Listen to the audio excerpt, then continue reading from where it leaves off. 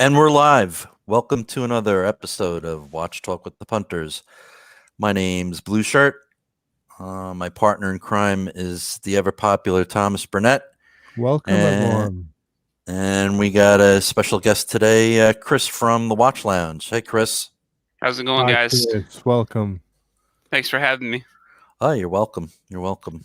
Yeah, do you want to say a little bit about your channel, Chris? Do you want to use the Watch Lounge on YouTube, aren't you? And yeah. How long's that been going? I've been doing it for probably about a year and a half now. I just hit 1,302 subscribers, so it's growing. That's great. Nice. And welcome, Neo. What's How's up, it going, Neo? my friend? Hi, Neo. He just muted himself. No worries. Yeah.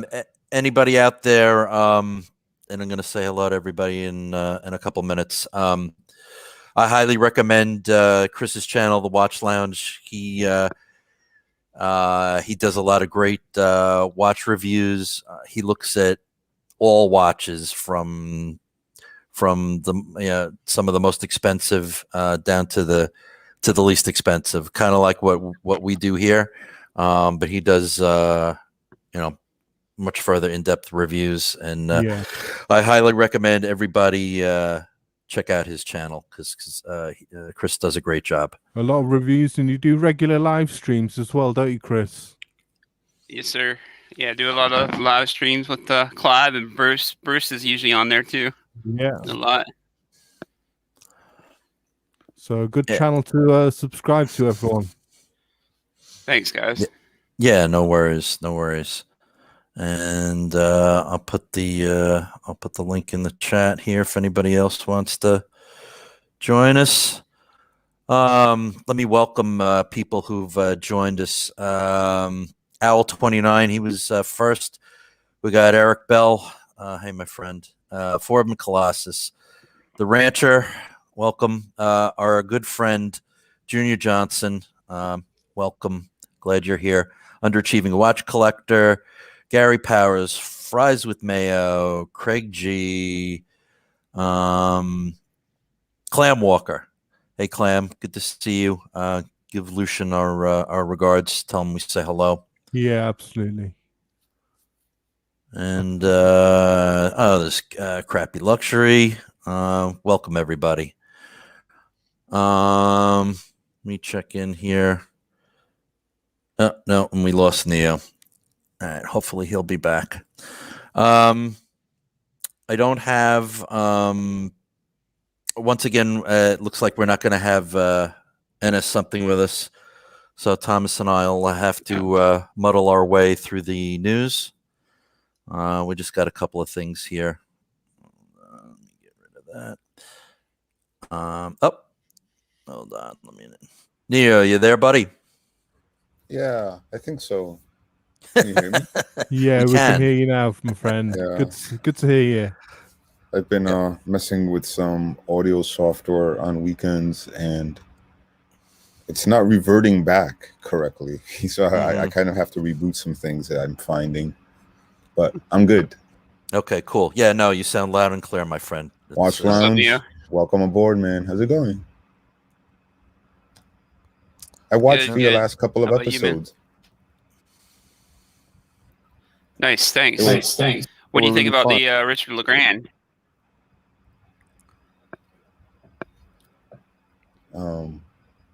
Yeah, I like that piece with Damasco. I think you should have added Fortis in there, though. I think like those three companies should be talked about together. I gotcha. All right, so we're gonna go pull up some news here that I was able to find. This first one is a new take on the Hamilton Ventura. It's the Hamilton Ventura Elvis 80 skeleton. As worn by Elvis Presley himself. Exactly, and otherwise known more recently as the Men in Black watch. Yeah. But this one it reinterprets the classic Ventura design, but doing it skeletonized. It's 42.5 by 44.6 millimeters in dimension. It's 12.3 mils thick. It comes in two distinct executions: stainless steel with rose gold colored PVD coating, and a steel with a black PVD coating. It's got a steeply sloped sapphire crystal with a non-reflective coating, and this is, believe it or not, water resistant to 50 meters. So it's a different take on a watch that's been around for a while. It's a little Marmite. With some people really dig it because it's kind of funky. Other people just can't stand this. But it's just really different and interesting, and I thought this was fairly newsworthy. I don't know if any of you guys out there are big Ventura fans. Yeah, it's got that electrical pulse sort of signal going across the center of the dial, hasn't it? Yeah, it's quite an interesting look. I mean, it doesn't appeal to everyone, but it's quite a groundbreaking fashion statement during the 50s, I would have thought, when Elvis was wearing it. And absolutely. But as you say, and it's been reimagined during film Men in Black, and yeah, I've seen these in shop windows. They are quite large, aren't they? They are. They're not as small as they look. No, and this is one of the only one that I've ever seen on a black rubber strap. Most of them are on on leather bands. So, you can't argue with the price either. It's $1,795. Yeah, it's got an 80-hour power reserve, which is very good. So, yeah, it has the Hamilton H10S, which is because everything Hamilton and ETA are owned by Swatch. It's a modified ETA. And in game theory, there's a rule that like a suggestion that one may take, which is like, if you don't have enough information to make your next move, do nothing. It's better to do nothing than to try to do something. Like, sort of like if in terms of gamemanship. Yeah, that's what I think Hamilton. I think Hamilton should have just done nothing with the Ventura. Just let it be. Just let it be. Like, I mean, this looks like, yeah. I mean, it's not everybody's cup of tea. That's for sure. Neo. Forbin says it needs to have a secret function, and that I think if it did have a secret function, it would make it cooler. I like the laser beams myself. I would buy it for $1,700 if it could shoot laser beams. I would too, Neo. I would too. I just want to say hi to some of our friends that are joining us. Brent, Tennessee Mike. Again, guys, please subscribe to Tennessee Mike's channel. He's got a good one. Geezer, our longtime friend. How you doing? Good to see you. Thanks for stopping by. And Ken Spear from Pittsburgh is always checking in. Welcome, Ken. Yeah, good to see you, Ken. Okay, so we'll stop this. Anybody out in like Colorado getting like hammered? Are they getting hit bad with snow? Oh yeah, like a friend of mine sent me some footage this morning from his house. Like he's got tree branches, like major chunks of tree falling through the snow. That's crazy. Yeah, that is. And Hands, Knees, and Toes is popping in as well. Hey, Hansi, good to see you. Paul M, who was on with us a little bit last week. Hey, Paul. For us here in the United States, we just sprung forward. So I guess that kind of worked out for you last night, Chris, because you all of a sudden you worked one less hour overnight, right? Yeah, I worked till 4 a.m. this morning. All right. Well, that's cool. Really was 3, I guess you could say. Exactly. Yeah, I'm not a big fan of this either. They need to just stop it and just keep daylight savings time all the time. So let me ask you a question. I was thinking about it, like a perpetual calendar that doesn't take daylight savings time into account is sort of like not quite that perpetual, is it?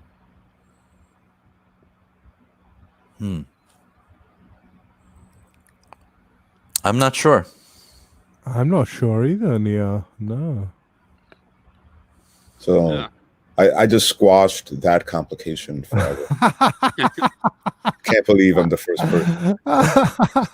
Nice. There. So the second news item is and this one's been talked about on various different channels, but I just figured I'd bring it up. Is the new Zenith Defy 21 Philippe Pantone high frequency watch, and it's again, a lot of people were loving this.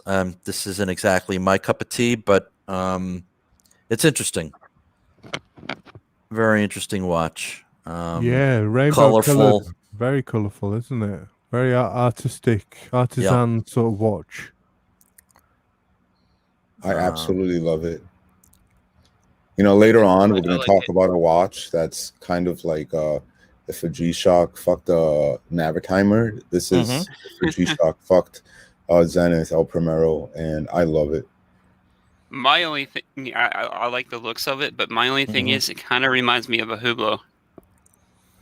Yeah, it's got that Hublot-esque look. I mean, it's the Argentinian Spanish artist Felipe Pantone has created this timepiece. Describes it as a wearable piece of kinetic art. There you go. If you want to wear art on your wrist, you can go for it. Yeah, so and it gives it. You get that kind of rainbow effect. It's different. It's different. Definitely a wild card watch for sure. Yeah, I mean, not everybody's into PVD, and some people either really love the Defy series or can pass on it. But I thought this one was rather interesting. It'd definitely be right at home in like Miami, somewhere like that, probably. Yeah. Again on a rubber strap, it's kind of cool. It's the El Primero Caliber 9004, and it can record times to 1/100th of a second. The rainbow colors are visible through the back behind the black coated rotor and on the bridges as well, as you can see there. Yeah, look at that.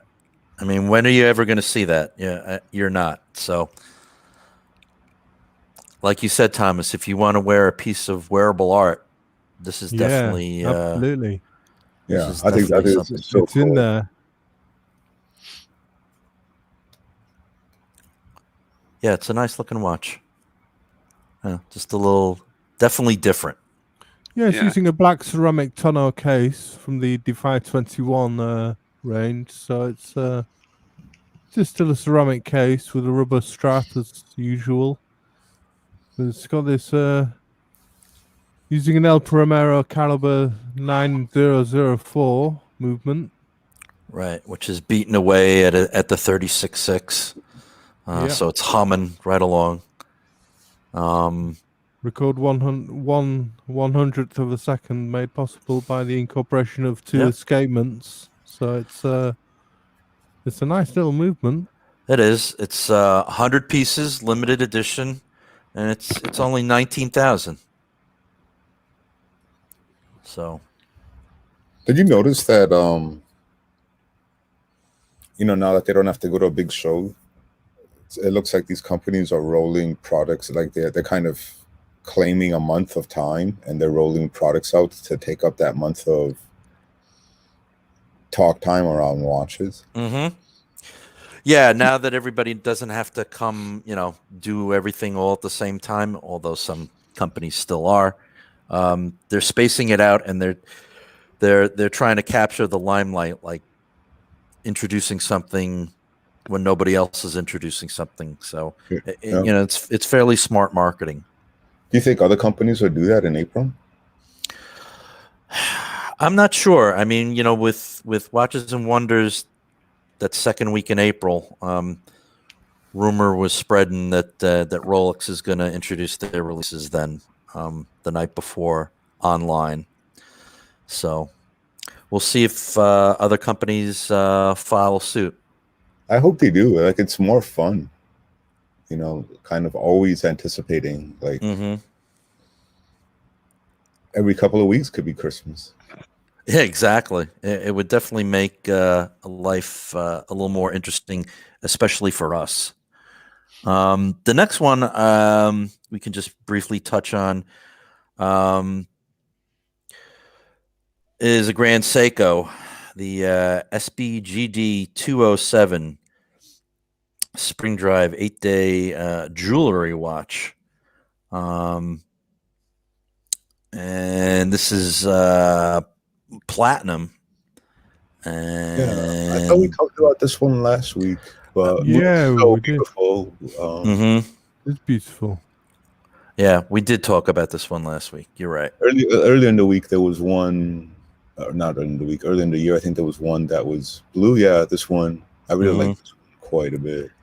Yeah, this is a big one, 43 millimeters. But like I said, made out of platinum, 13.5 thick, with the Grand Seiko Zaratsu polishing.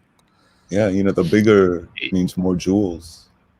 If it's like most Seikos, though, it'll probably wear smaller than the size suggests, because a lot of Seikos tend to wear smaller. Yeah. So if you're blingy, you got 97 diamonds and 24 green garnets. So mother of pearl dial. Yeah, it's amazing. So I really like it. I think it's a beautiful watch. I think it's gorgeous. Do you think you can get like an AD to ship one out? You order it on Wednesday and then you just ship it back? Probably not. Okay, we'll finish with that one. And lastly, was just an announcement of a new movement by Citizen. This is their first mechanical movement since 2010. It's really? I didn't hear about Caliber that. 0200. Yep. One of the byproducts of Citizen, there's such a huge conglomerate now, is that, and it's not always so well known, but the real watch geek knows this. They own a Le Joux Perret.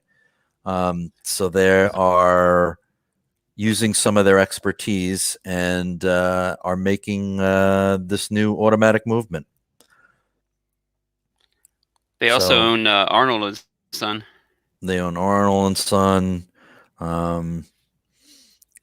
It's just very interesting to see what what kind of watch they're going to develop for this movement. The more competition, the better, is the way I look at it. So definitely interesting.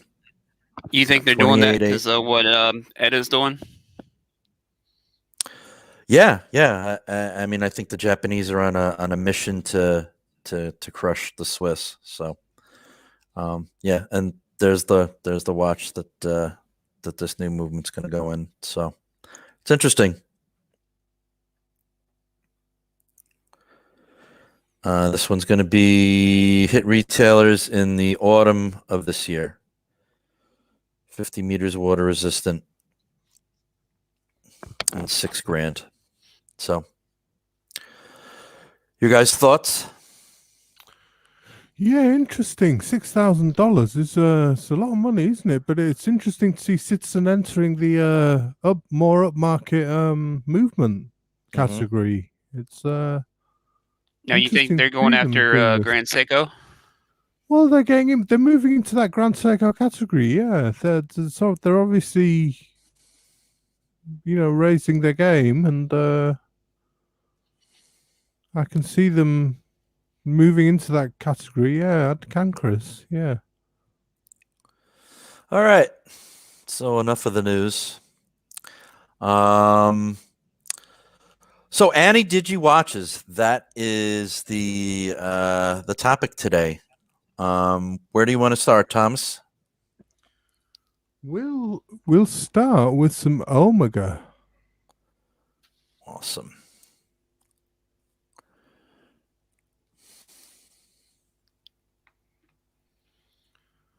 They're always a good start in the Ana-Digi segment. This is the Speedmaster X33, the Regatta.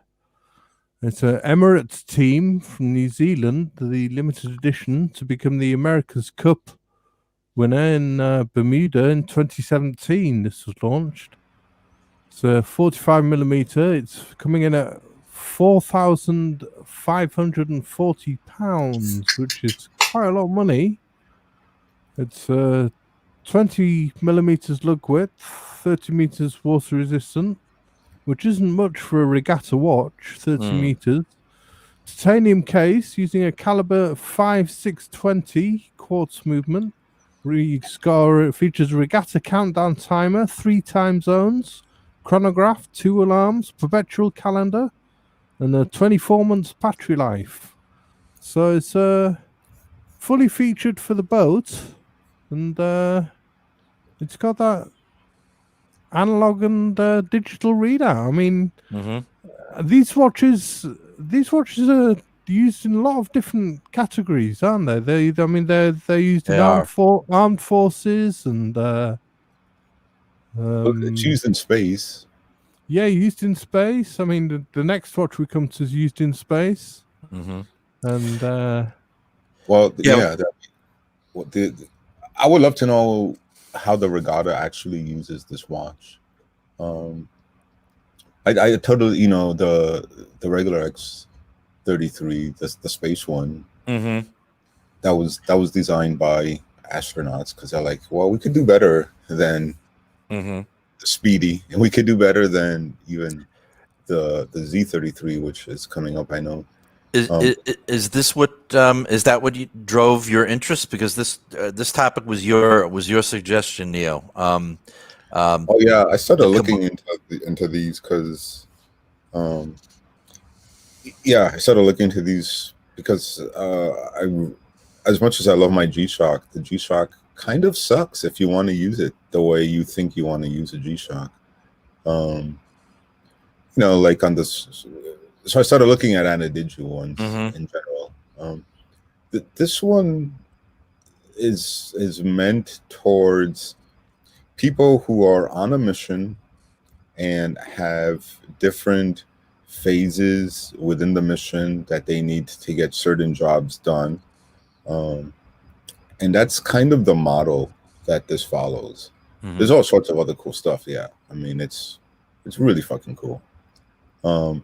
But it's really based on executing a mission, different phases within the mission, different stages within those phases, timing them, recording the time, things like that.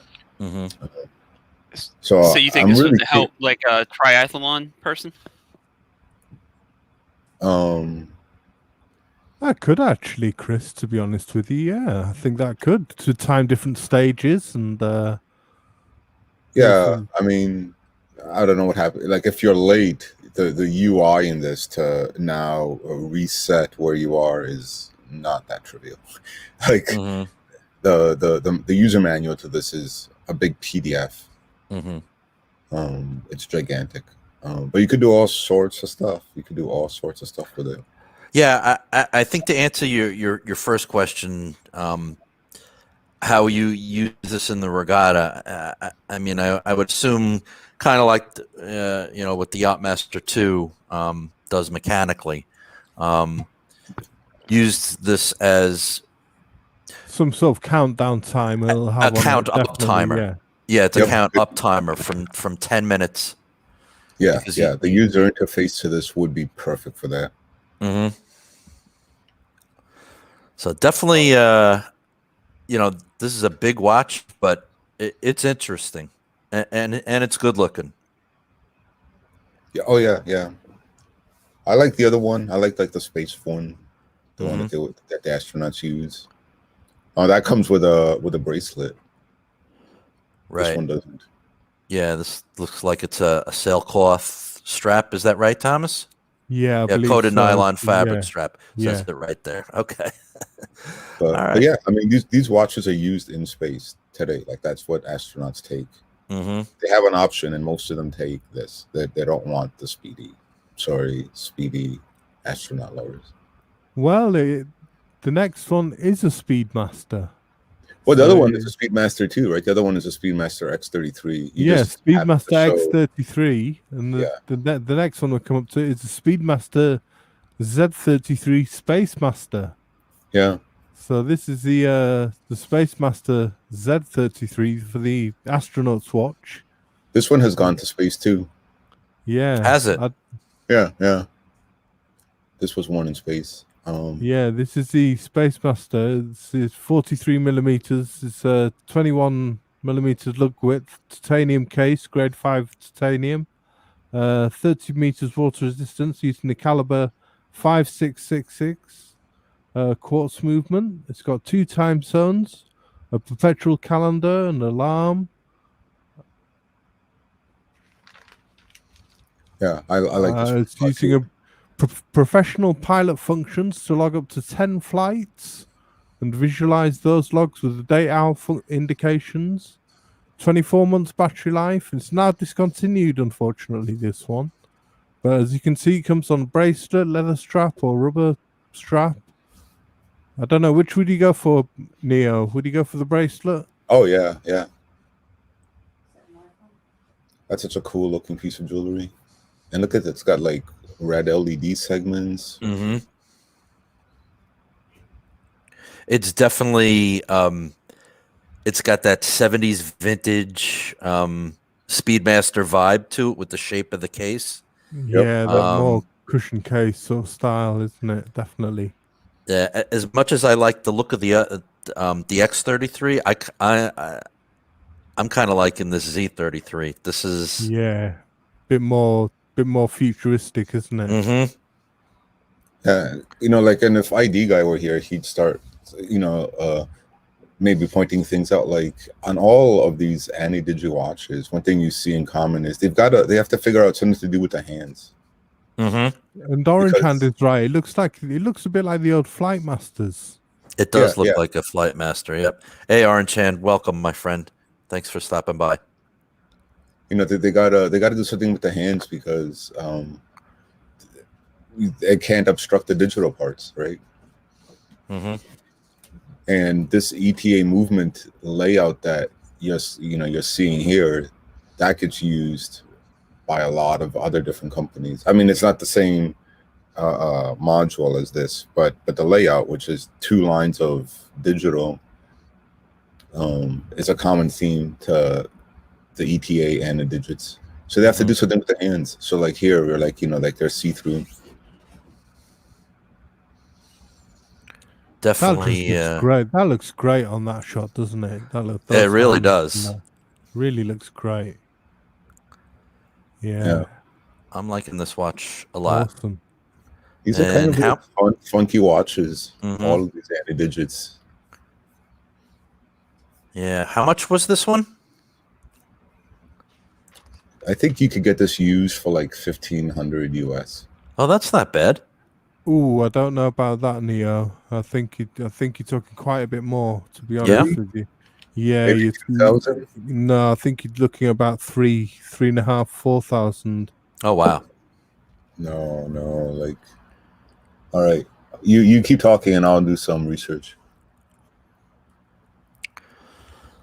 I like it. I think it's a smart looking watch.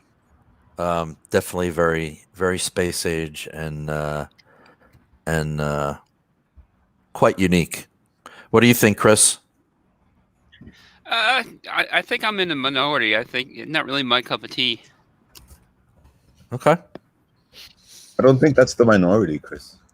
Watches on the minority here of not liking it.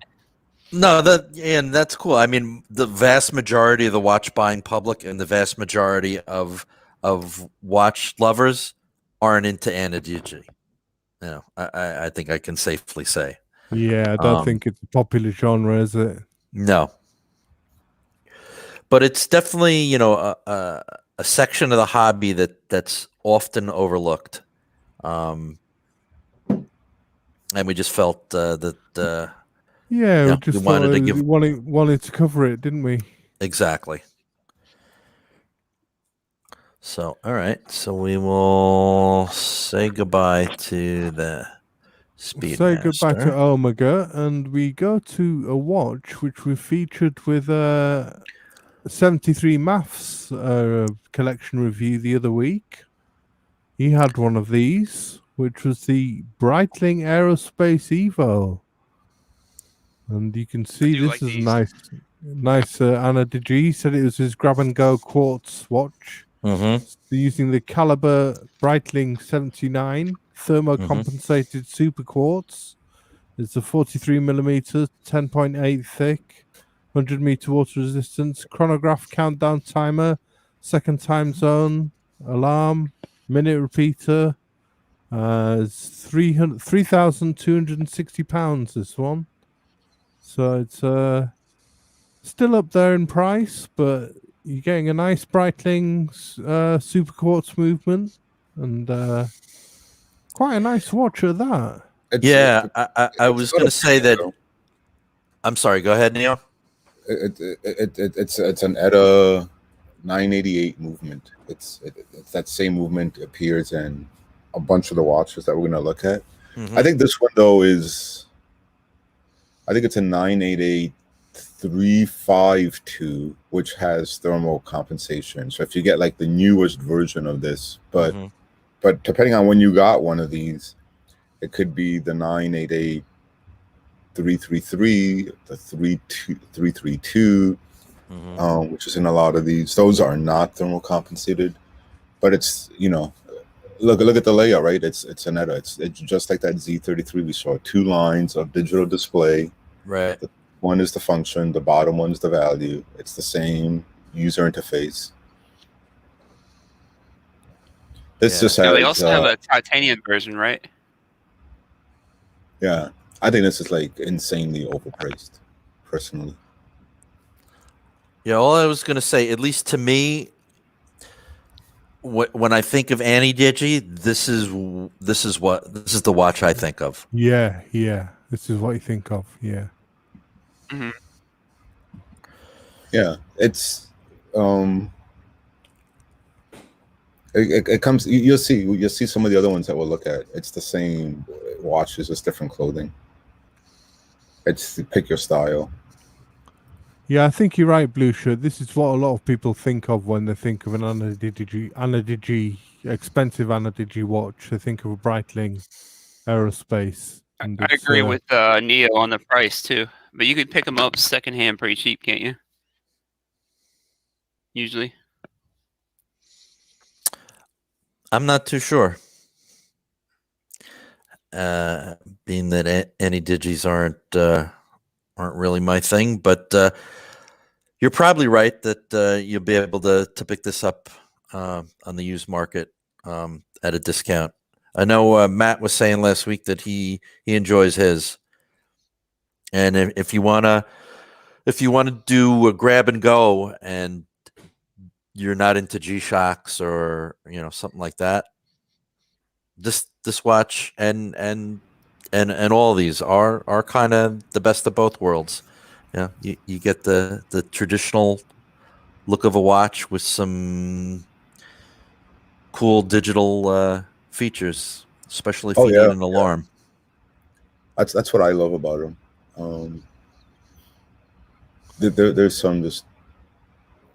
It is, it's like a grown-up G-Shock. Mm-hmm. Just to answer Owl 29, it's 100-meter water resistant. This one. Definitely interesting.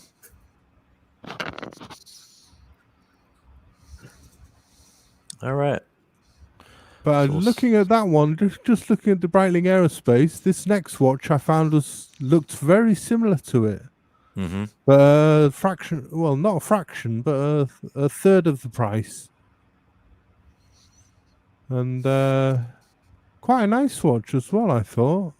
Seeing as it looked quite similar to the Breitling. This was a Hamilton Khaki Aviation flight timer. Mm-hmm. A multifunction aviation watch which incorporates a dedicated pilot's logbook to record details of up to 20 flights, and for each of them 99 landings.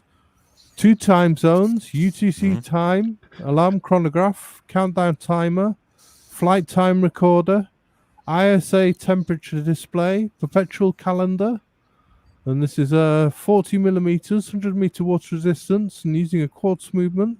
I think it's quite a nice looking timepiece, to be honest with you. I agree. I think this also has an altimeter in it. I think that's sort of like the flight, part of the flight recorder parts. It does also have an altimeter. Yeah, so it's got all the functions you need for a proper pilot's watch. This one, so it's this one's for you, Hatsy. Yeah, I mean, I don't know about piloting, but it seems like this would be a great tour watch for a pilot. Yeah, coming in at £1,030. This one, so it's probably be about $1,300, $1,400 maybe. Probably a lot cheaper in America. Mm-hmm. Probably find them gray market even cheaper. Yeah, you're right, Chris. Probably about 700 to 800 or right around there, probably. Very interesting. I like it. Yeah. All right. So the next watch was the watch that started this whole idea off, which was one that Neo was looking at. And this next one was the Dodain Type 23 Quartz. It's using an ETA caliber 988.333 quartz movement. It's got a countdown timer, alarm, second time zone, 100th of a second chronograph. It's electromagnetic compatibility, magnetic field resistance, shock resistance, 35-month battery life. It's a BGW9 superluminova on the Hansen dial.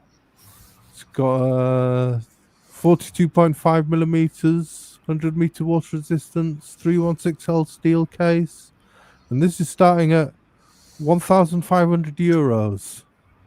I think this is a cracking looking watch. Great choice, Neo. Yeah, I agree. Great looking watch and a great choice, Neo. It's got a real pilot's look, hasn't it? A real pilot style. It's got those syringe hands and that sort of.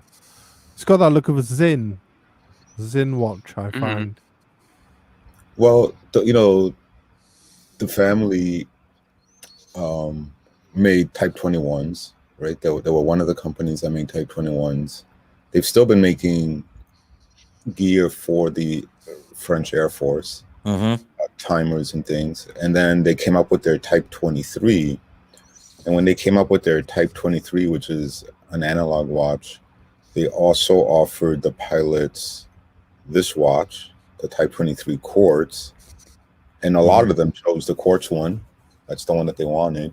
So it is actually used by the Air Force, the French Air Force. And I've been, but like they've got so many freaking combinations that over the years I've been looking for this watch, and finding one that I actually, in the configuration that I wanted, has been almost impossible. And then in November, I reached out to these guys, and yeah, all they have is the black PVD one, but they don't have a black bracelet. So you'd have to get a leather bracelet, and So we were talking, and they were supposed to come back to me with a quote, and they never did. And I just said, "Fuck it, I'm not gonna deal with this." But I think this is a gorgeous watch.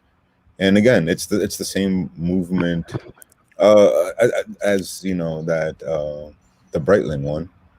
It's just pick your favor of fashion. Do you like the way this looks, or do you like the way the Breitling one looks? But it's the same watch, like the inside, right? It's the same thing. But I like this one. I like this one a lot. Yeah, I think it's of the group, it's the most traditional looking, and I like it too. And the Rancher and Hans Niesentoes are just pointing out, with all these watches, it just seems that there's the mechanical and the electric systems means twice the stuff that can break down. So there's a lot more to go wrong with these watches. What would you say to that, sorry to interrupt, but I believe Dane, Saline Driver, had a bunch of problems with his Breitling whenever he bought it. He bought one of the Aerospaces, and he had to have it serviced, I believe, when he first got it. Yeah, I haven't thought about that at all.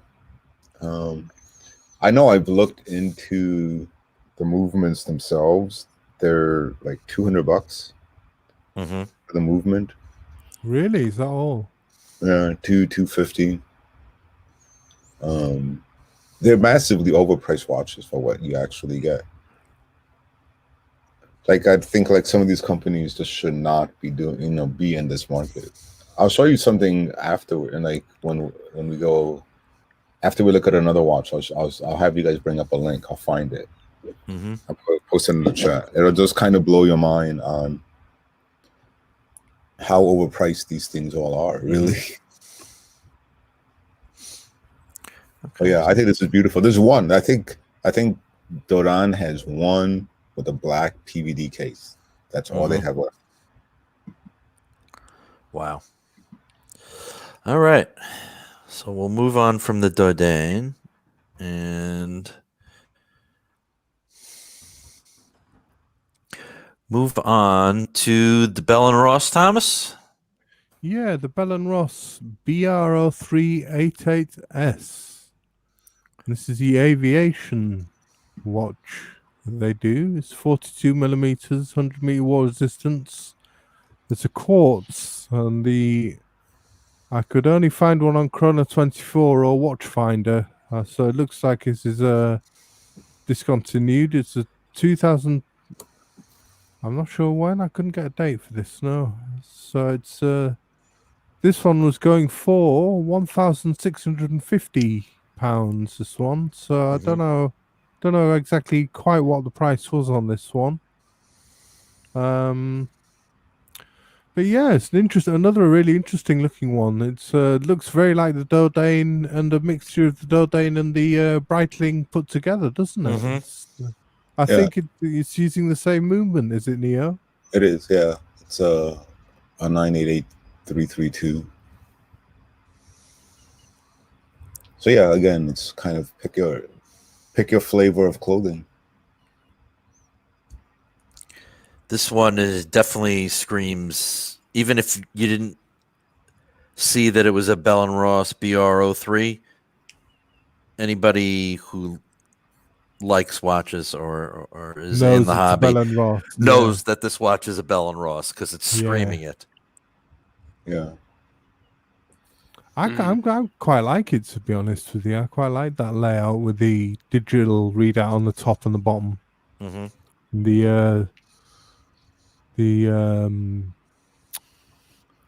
hands, which seem skeletonized, but are just got the outlining in white. It's kind of interesting, like whenever they use this this movement, this quartz module, they all kind of seem to go with the same looking dial, right? They have the 3, 6, 9, 12. Here, Bell & Ross took the 3 out to write Bell & Ross, but like they all kind of do that. They have the same dial configuration. Right, and the same 2 lines of digital readout. which makes sense since they're all using the same variation of the same movement. Yeah. Click on that watch that I posted in the link. Right. Well, you can do it. You can share your screen if you want to click it on. I'll just pull you up. I'll add you to the stream. Hold on, we're gonna get complicated now. You just go down to where it says share, and then you share screen, and it'll pop up here, and then I'll add you in. It's gonna share my entire screen. I don't know if I want to share my entire screen. Okay, all right. You don't want to show the porn down here? Okay, no. I got it. Hold on. There we go. Okay, so we're gonna stop sharing the Bell and Ross, and we're gonna go.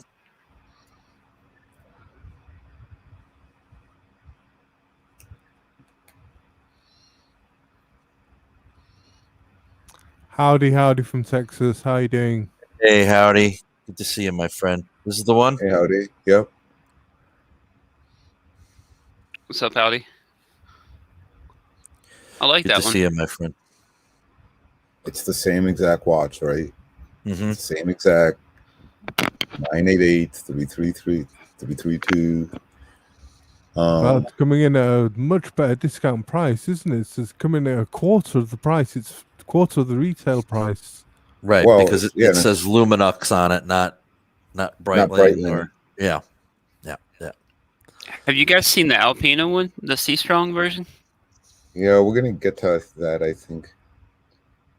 Yeah. But like if you want like the Breitling movement and the Breitling functions, but you're willing for your watch to say Luminox, but you get tritium with this one. Yeah, $500. You can't beat that, can you? It's a really hard, right? It's a really hard. It's like, okay, yeah, that Bell and Ross looks way sexier, but this is $500 for the same functions. Right. Yeah. Makes sense, doesn't it? And if it's definitely rather. Yeah. Sorry, I was just gonna say I'd definitely rather. Sorry, Chris. Carry on. Oh, sorry. I was just gonna say I'd definitely rather save my money, buy this, and then you can buy another automatic with the leftover money. Yeah, I was gonna say if it's got the same movement, I mean, you may as well go for this. Titanium case. Right. How can you argue with that price? Even if you don't like it. You're saving 75% off the retail price, so you can go buy it right now. Makes sense. Yeah. Very cool. All right, so we've all learned something. Yeah. If you don't mind, if you don't mind it saying Luminox, and there's nothing wrong with Luminox on the dial, you can save yourself a boatload of money on basically the same watch. Yeah. And titanium. And I actually kind of like the fact that it's a Luminox, to be perfectly honest. Mm-hmm. Yeah. Hey, they were good enough for Paul Walker. He wore one. I mean, they use Luminox in the military all the time. Mm-hmm. Yeah, they aren't they the ones that did the Navy SEALs watches? Yep. That have been sold for a couple of decades. Yep.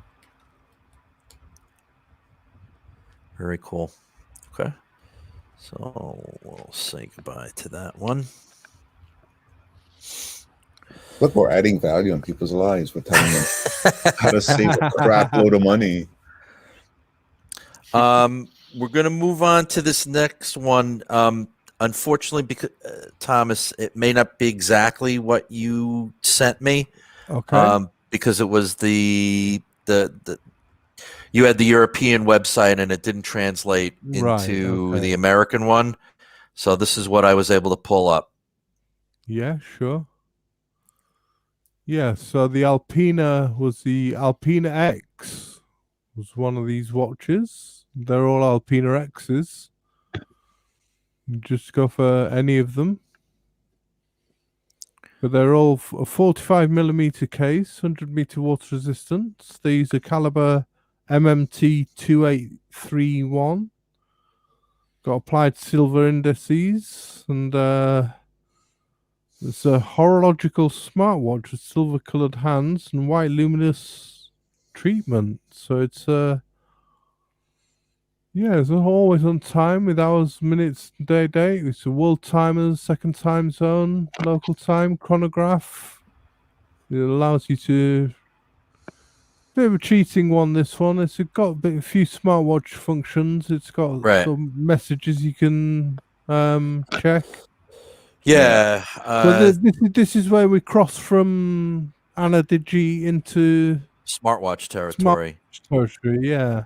Yeah, this one, besides the alarm, sleep monitoring, weather, breathing exercise, message reviews, notifications, workouts with GPS, hydration, all kinds of cardio fitness. This thing does everything but brew tea.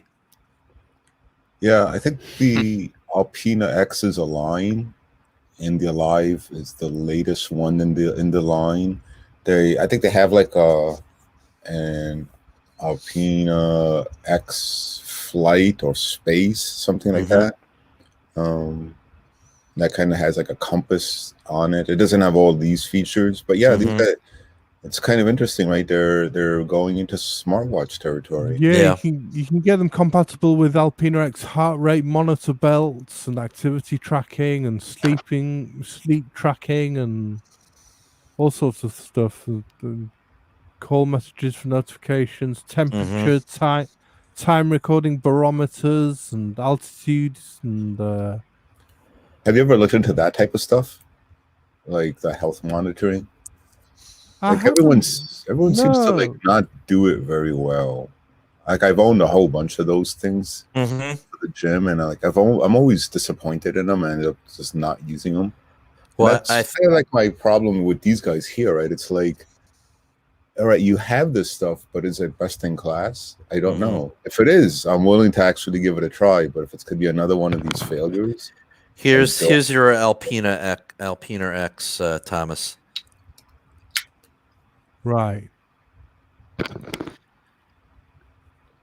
I dig it. The AD I work with out in Charlotte, they're a dealer for Alpena too.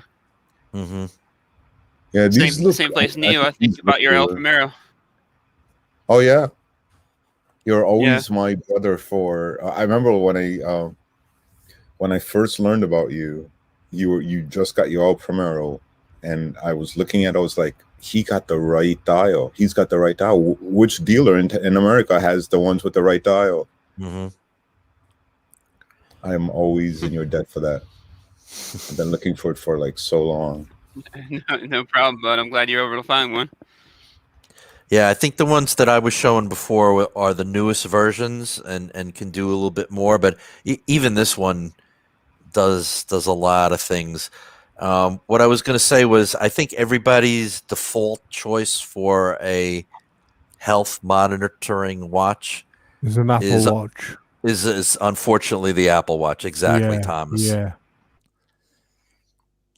But these are definitely a lot more interesting. And I think YouTube's #1 Alpena fan, Pete from Not So Obvious Watches, I think would if he was going to get something like a smartwatch, this would be something he would be into. He's a big Alpena fan, isn't he? Yeah. He's a huge Alpena fan. Yeah. He's got vintage Alpena, modern day Alpena. Yeah, he really loves them.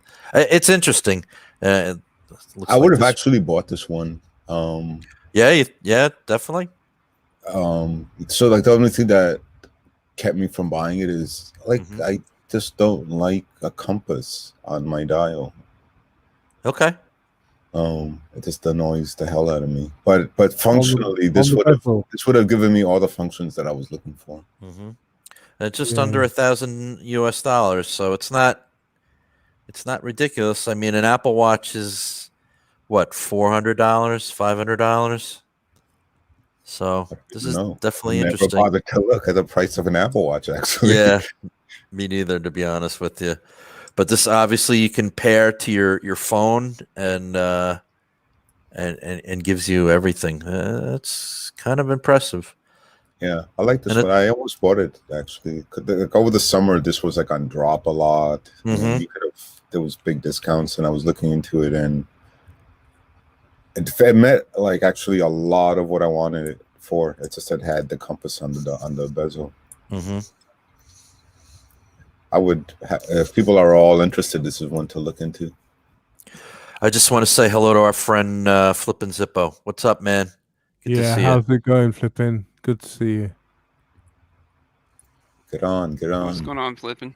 Yeah, get on the stream, Zippo. Yeah, please come on.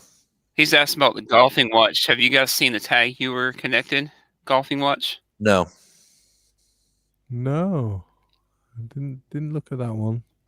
Apparently, it tracks your actual golf game, like every game. It'll track every single hole you do.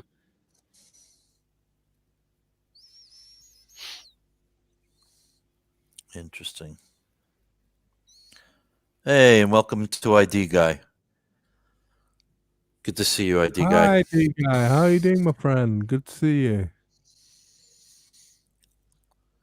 So, okay. To be honest with you, out of all the ones that we've seen, other than that Z33, which I really liked, this is my second favorite one.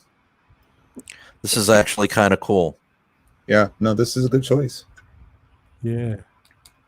Quite a nice one. I didn't notice the compass bezel, to be honest with you, but now you pointed out, it's quite an interesting feature. All right, so we're going to move on to the Tiso. Tiso T-Touch Expert Solar. It's an interesting one. Yeah. Another immediate turn off for you, Neo, because it's got the compass bezel. Oh yeah. Yeah, this utilizes. You know who actually wore one of these? Richard Hammond from Top Gear. Oh really? Oh, interesting. Yeah, if you notice a couple of the episodes, you see he wears the orange one. Mm-hmm. This utilizes a touchscreen feature to access many functions, and has a ceramic bezel. The solar-powered quartz movement has 25 features. It's a titanium case. It has an altimeter, chronograph, compass, thermometer, 2 alarms, barometer, perpetual calendar, countdown timer. It's 45 millimeters and 100 meters water resistant. It's going for about £910. This one. So. Okay, yeah, this one I just pulled up. I clicked on is the NBA Special Edition. Right. So we'll go back. Yeah. We'll check out another one here. Yeah, have a look at the NBA one. Yeah, it's great. Oh, this is the Tour de France. Tour de France one.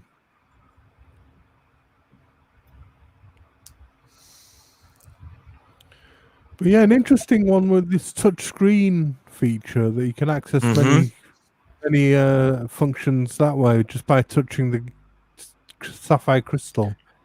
I don't know how I feel about that. What do you guys think? Are you guys crazy about something like a touchscreen kind of watch? I'm not crazy about that idea. Yeah, I'm not so sure either. I don't think it bothers me. I mean, I kind of like the looks of this one. Carlos, would you wear this, Chris? Would you wear this at work? Oh yeah, I definitely wear it at work. Wear it kind of an everyday kind of watch.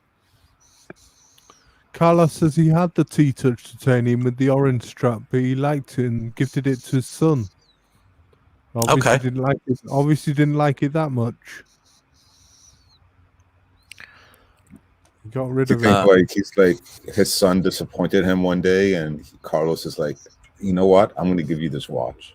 Yeah, I'm going to punish you. I'm going to give you an Ana-Digi watch. Again, not.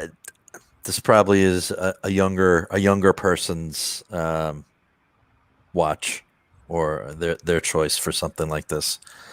I think I'd pass on this one, but definitely interesting. Couple, motorcycle versions too, don't they? Like Nikki Hayden, I think, has one. A line of these. Okay. It looks like there's a whole bunch of different variations here.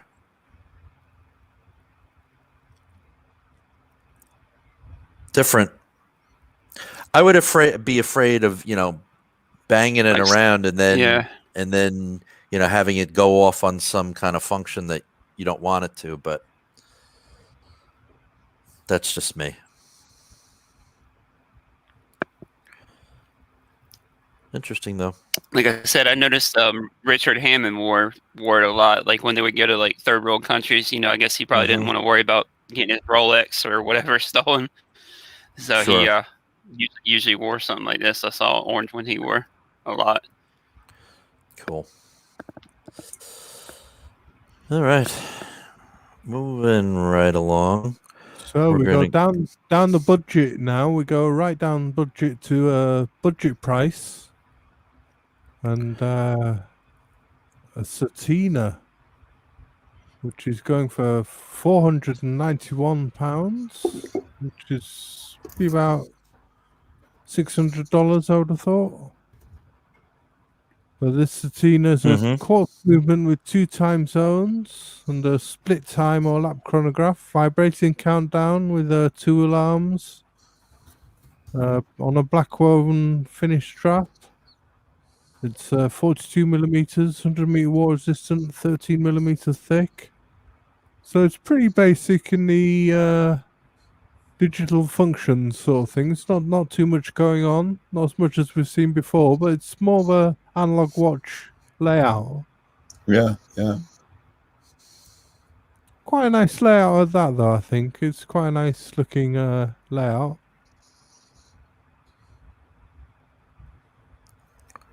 Definitely interesting. Yeah, I would go get that Luminox for the same amount of money. Yeah, that's right. For less money. I think you're right, probably. I kind of would too. Yeah.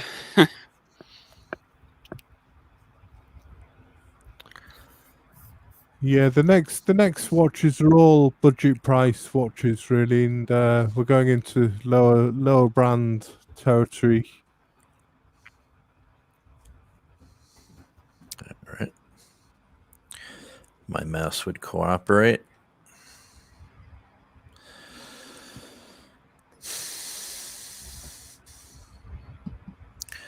The Citizen. Yeah, again, we're going to low brand territory with Citizen. We've got this Navi Hawk AT. Wow, that looks like a Seiko Flightmaster went and... Yeah, it's like a skeletonized Ana-Digi watch, this one. It's got an atomic clock synchronization for accuracy, receiving radio signals automatically in North America, the UK, Europe, Japan, and China. It's got a perpetual calendar, chronograph, world timer in 43 Cs, 2 alarms, 99-minute countdown timer, UTC display. What I like best about it is the Milanese mesh bracelet. That's the thing that attracted me to put this one, include this one, was the fact that it had a nice little mesh bracelet. It's 48 millimeters and 200 meter water resistance, but it's coming in at £569. So, not one for everyone. This one, certainly not. Yeah, the bracelet is the nicest thing about this one. Yeah, it's for me. That's a busy dial. Yeah, it's like a Navi timer and a G-Shock got together. Like I was saying, like a Seiko Flightmaster. Yeah, times 2. Definitely a lot of functions on it, though. Yeah. You'd have to have really, really good eyes to be figuring this one out. They come in all sorts of colors and stuff, and I spent a lot of time staring at these, trying to figure out if there was any version that I could actually potentially deal with. And I failed that test every time.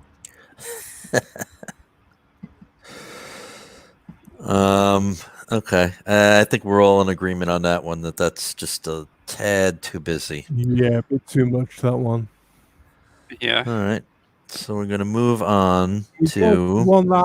One that I've got the original of this one, but we're going to the reissue, which is the Seiko Prospex Arnie. The Arnie. Yeah, this is a tuner-style shrouded case, which is 47.8 millimeters, 14.4 thick, 200 meters water resistant. It's a solar-powered quartz movement, digital time readout with second time zone, calendar, chronograph, and alarm, backlight.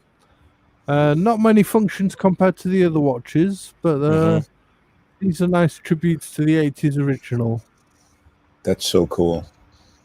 I owned this one for a little while. It's a fun watch. Yeah, did you enjoy it? Yeah, for its size. Yeah, like Eric says, the H558 is better. Like most Seikos, wears a lot smaller than you would think.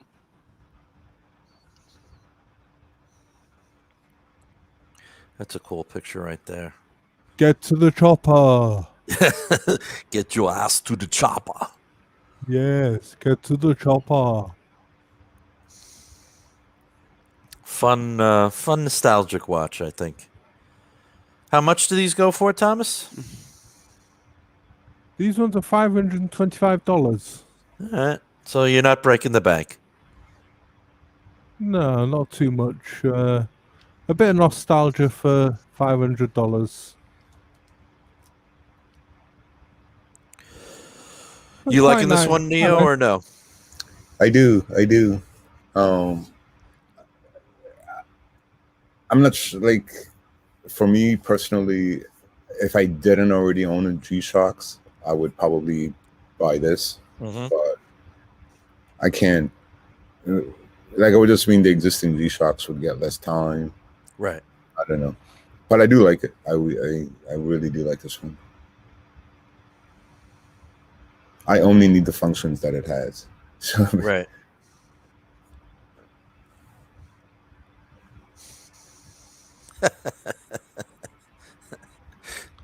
Hans says you can't read the digital part on this.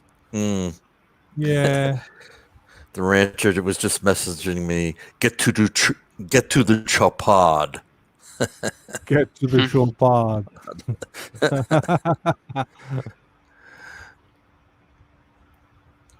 Yeah, well, this is one for all the old boys who like watching the Arnie films. Yeah, for sure. Predator and Commando and all those. But talking of G-Shock, Neo, we've got one coming up. Which it'd be awesome if like Seiko took the Bond brand away from Omega and they put a watch like this on Bond. What, like an Arnie? Yeah. That'd be great, wouldn't it? Yeah, so this is my favorite G-Shock. This is the G-Shock British Army Mudmaster. £399. I think it's now out of stock now. It's got everything on it. It's got altimeters, barometers, thermometers, compasses, step counters, Bluetooth mobile links, calorie counters, utilizing the altimeter and step tracking sensors, trackback features with location indicators, stopwatch, 24-hour countdown timers, 5 daily alarms. The list goes on.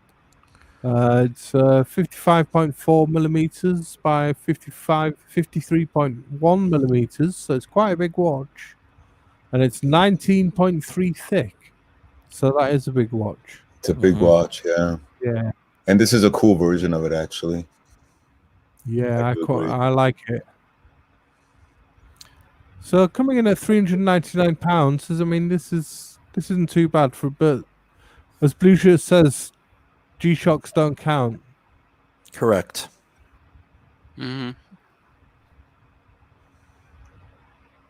I don't know. It's still another thing you have to tend for.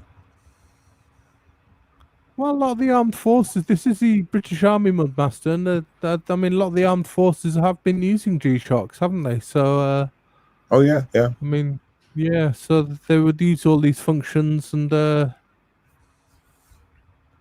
use one of these watches for all their daily functions. Yeah, no, the Mudmaster's a classic. Mm-hmm. G-Shocks are a lot like Seikos too. They're even though they're bigger, they don't wear as big a lot of times as you think they would. Hey Chris, have you ever had like a 9400 Rangemaster? No, I haven't. I want to try that one. It's not Ana-Digi though. Okay. The one I wear a lot is the Bluetooth one, the square, the updated, the all metal one. They're pretty cool.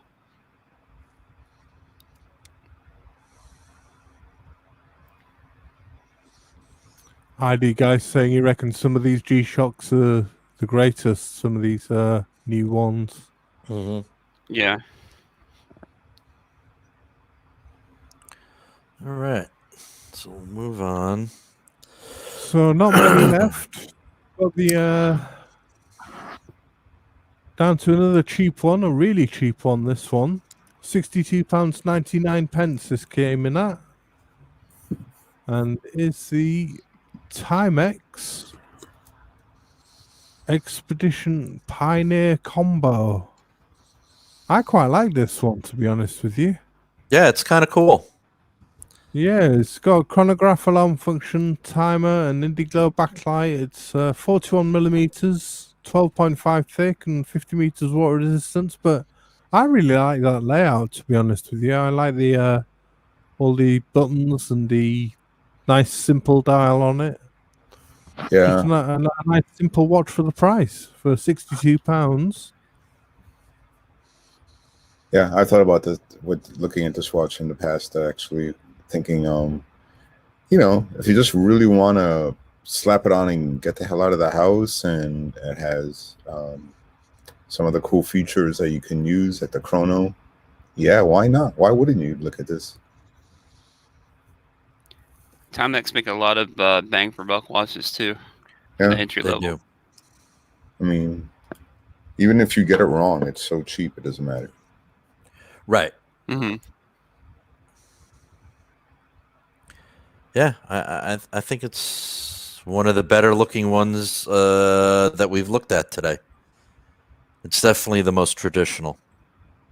Yeah, it's got that simple, more traditional analog look, hasn't it? Definitely. Yeah. You know, you kind of notice like on some of these they put second hands, so you will get that second hand tech. Some of the other ones that we saw earlier did not have the second hands, like the Breitlings, the Dodains, the. What's up, Amin? How you doing, bud?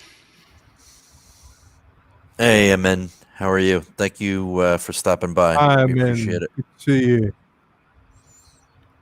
And Dodger brought up a good comment. I didn't know that about microdrones. Did you guys know that? Soldiers using Bluetooth? No. You'll know the name of this one, Hansi. It's a Timex Expedition Pioneer Combo.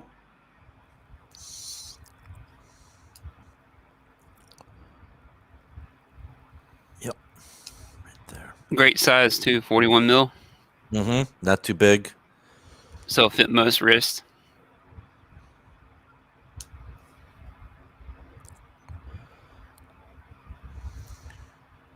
I guess he's writing that down. So. Yeah, I mean, why would you put Bluetooth in a soldier's hand? I mean, it's a beaker. It broadcasts. Here I am. How would you do that?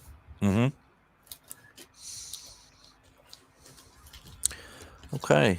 So the last one was the last one to end on was the granddaddy of Ana-Digi Watches, the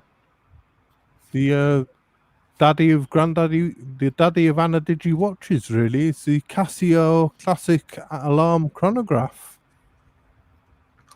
And yeah, what more can you say about this one? It's the original for $80 or 52 pounds. This comes in at.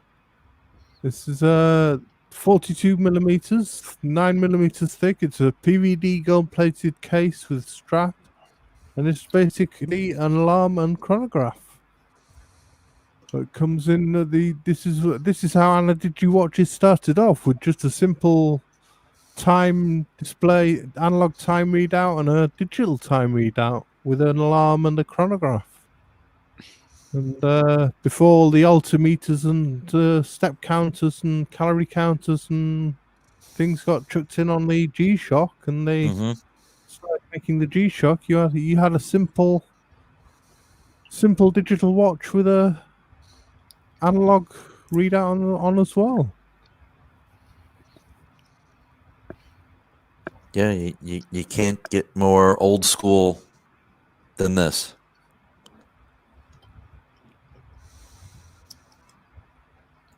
You think we just launched the vintage market in Ana-Digi Watches with the screen? Setting a new trend. Yeah, like Han says, the Roger Moore Bond days.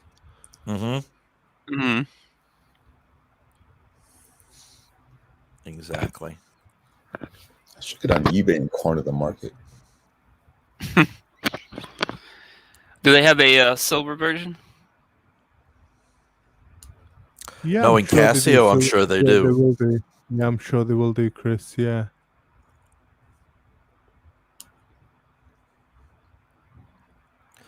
All right. The last one we have here is this one that you said that you were just purchasing, Thomas.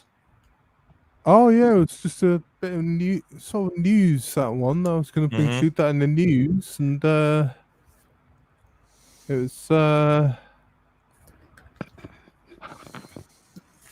Yeah, so sure. Basically, Rick Marai, who's a bit of a dive hero in the watch nerds in the dive world, is owing to being the force behind the resurgence of Doxa, Aquastar, Aquadive, and Isofrane straps, and the Tropic straps, and the reissuing of Doxa's design, the Doxa Army under the Synchron branding. Was available for pre-orders of a few days ago, and the original was brought out in 1970 when Doxa were owned by the Synchron Group, and the new management of Doxa was forced Rick Marai out in 2019, and are seen by the community as cash grabbers, and they've reached some blatant. They've reached their own version of the Doxa Army on the way out, was saying only the original deserves your trust, and included in the announcement, it's their doctor was they produced a couple of photos of prototypes which have been taken away now, and basically, Synchron have released this new watch, and they've called it the Synchron Military, which is sort of taking the design of the Doxa Military, right? And they've released this into a new watch that's come out, and the grey one, the one on the left, the silver, and if you just scroll up, it might come back to scroll down. It's kind of weird how this page is. If you go to watches, if you go to where it says watches, and then just go to Synchron shop at the bottom.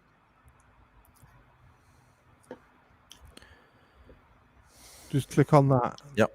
There we go. There. Thank you, sir. So the stainless steel ones now sold out immediately. and they're only available in black, and they'll be coming out in April or June, I think. They'll be getting delivered, these ones. So I couldn't resist it. I just went for one of the black ones. I just I went for one of the black ones, and just couldn't resist it. I thought they were gorgeous with the orange hands and the orange hands and that military look, that military style. Definitely distinctive and very much its own aesthetic. You can see the nod to Doxa a little bit in it. I love the case shape. You're gonna have to give us a full review when you get yours, Thomas. Yeah, it's definitely got that 1970s look. Absolutely. Yeah. I really hope they make these permanent parts of their catalog, that these aren't just one-offs and then you can't ever get them again. Like I like to see them like actually build up. Like this is our standard watch. Well, these were one-offs. These were limited editions, so they're one-offs. These ones, and so yeah, but that's what I'm saying. I would, if they're gonna form a brand, well, are you gonna be a brand of all one-offs, or are you gonna have some standard pieces that we can keep going back to? Right. I just want to say hi to Megan Arthur. Welcome, Megan. Hi, Megan. How you doing? Good to see you. Good to see you, and our friend Oil Money Watches. Good to see you. Thanks for I'd like to say stopping in.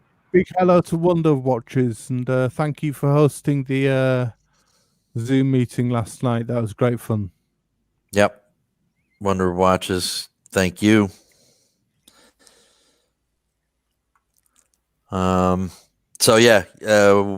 June, once you get this in hand and have worn it for a little while, we definitely need to get you on camera, Thomas. You need to dissect this one, because this is definitely an interesting watch. And sure. So you would have rather have had the stainless steel? No, to be honest with you, I was attracted to the black one straight away, and Gotcha. my baby Ploprof looks a bit like the stainless steel one anyway, and I just love. I'm getting into PVD and black watches at the moment, so I was immediately drawn to the black one. Yeah, when I saw this advertisement, that was all they had left. They sold out of the steel one and only had the black one left. So I was quite happy to go with that. Sorry, Neo. I was saying when I saw these first advertised, I was staring at them for a long time, and I would have gone with the black one myself. Yeah, it's very cool, very cool. And it comes on the rubber strap, Thomas. Yeah, or you can get an isofrane strap to go with it. It comes without that tropic rubber strap on it's shown on it, and I got an isofrane strap to go with it as well. Yeah, and I just want to say to Ben, Wonder of Watches, again, thank you for joining us and letting us go through your collection. That was a lot of fun, and you got to come on the show again and just chat with us, because we definitely enjoyed having you and hearing about your take on the hobby.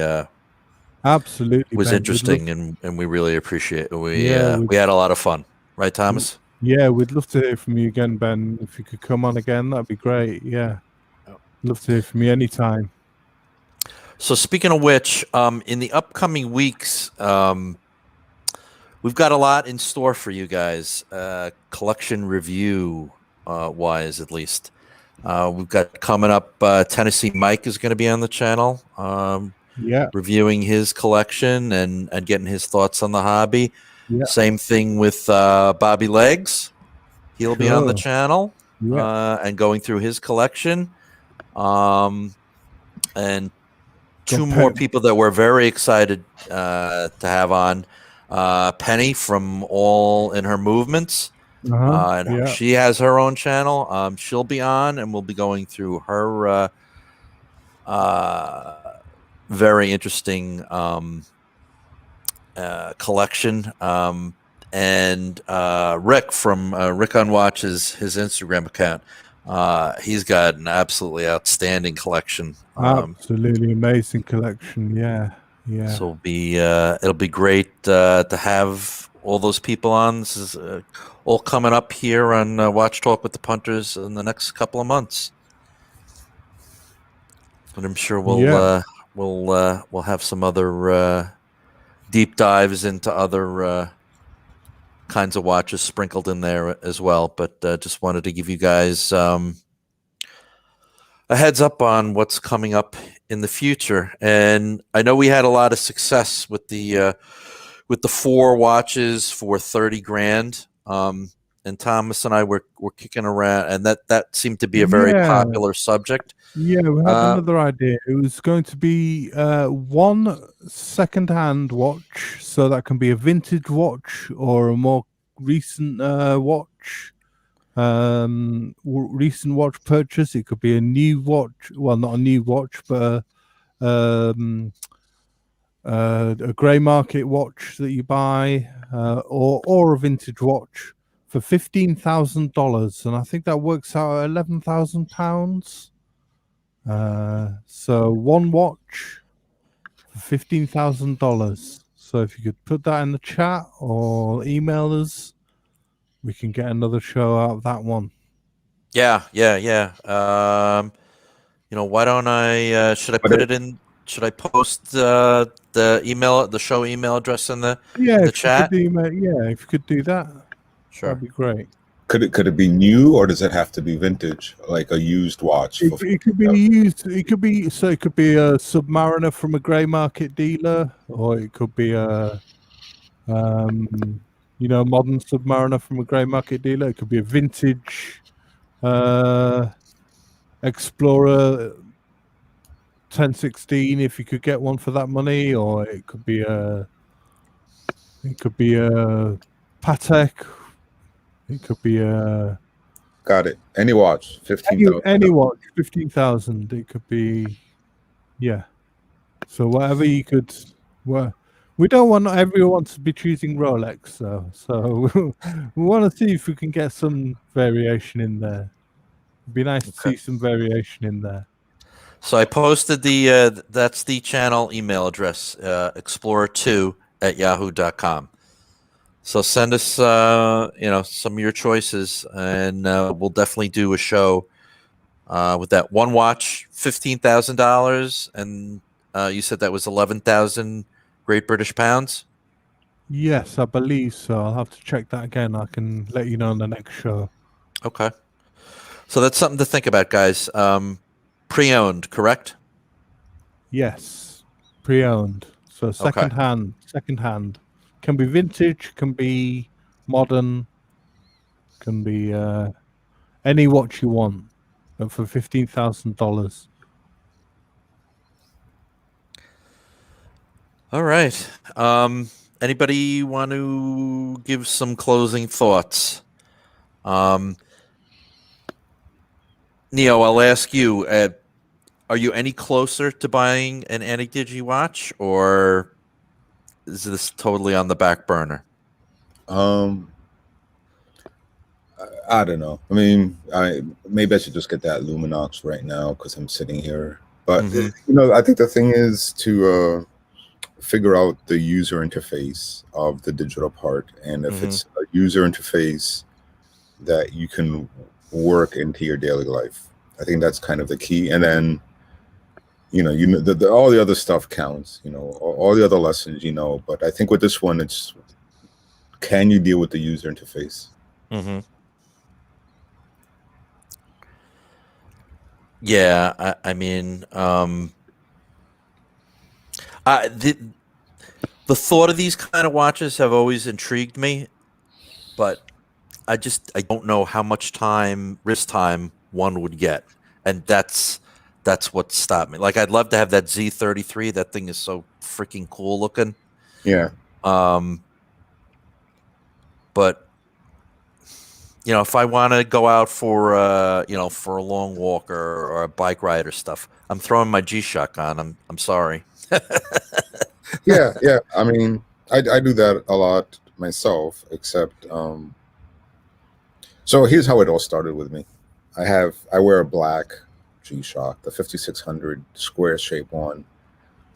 There are so many times when I thought I stopped the chrono and reset it, but never pressed the buttons correctly. And now I have no idea how long I should be resting between my workouts.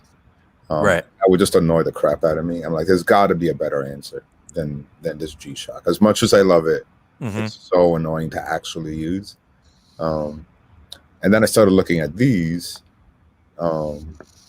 And that opened up this other crazy world. It's like, yeah, we never talk about these. And I get why we don't, but there's some cool stuff out here. There is. So, how do you want to use it? I mean, that's sort of the key, right? Can you deal with the user interface? Would you ever be tempted, Chris, to purchase an Ana-Digi? Well, like I said, I've owned the Arnie before. Great watch. Okay, right. Yeah, I own that, and I'm with Neo. Probably out of all these, I would probably pick the Luminox just based on the price alone. I like that Dodain, to be honest with you. I just love those syringe hands on the Dodain. Yeah, that looks really nice. That's a really nice like that watch. I really like that one. Yeah. Again, this is an interesting, very small corner of the hobby. It's just even $500 for that Luminox. You could use that $500 for something else. Yeah. Yeah, it's like a quarter of a way to a Grand Seiko Quartz. Yeah, I mean, where you could buy a G-Shock for $60 and just. I recommend the $80 versions because the brand changes between the $40 version and the $80 version, and the $80 version band is just it's worth the other $40. Right. Well, if you really want to go to the bargain, the greatest $26 watch is the Casio Royale. Dude, that is the watch that I use when I'm working out now in the gym because I don't blame you. I always nail the buttons. I always, I never worry about missing it. I never do anymore. Right. It's my ultimate backup. I have it sitting in its box and it's sitting in the glove compartment of my truck. And if I happen to run out the door without wearing a watch, I have that. I mean, it's 10-year battery life. If you smash it, if you break it, who cares? It's just, like I said, it's the greatest $26 watch there is. Oh yeah, no, it's become my gym watch.